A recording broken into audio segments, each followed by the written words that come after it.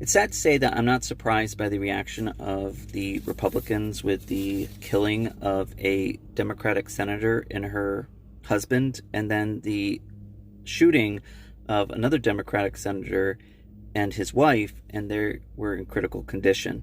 So, this, unfortunately, like I said, is not surprising, but to actually live it is shocking.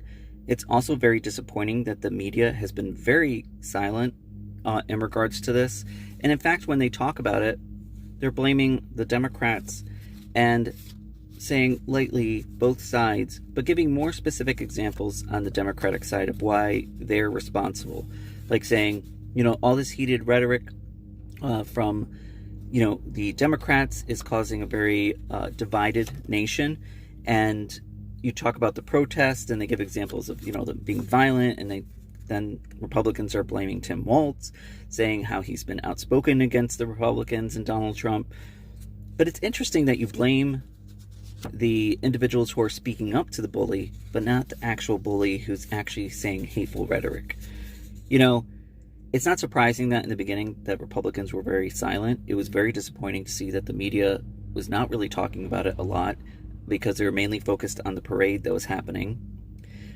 Trump, when asked by a reporter, did you talk to Tim Walz, of Minnesota, the governor? And he said no, Tim Walz is crazy. Where when Trump was nearly assassinated, by the way, by individuals who were previously Trump supporters or were current Trump supporters, he received lots of calls from Kamala Harris, Joe Biden, and other individuals making sure that he was okay, and those Democrats also condemned the violence.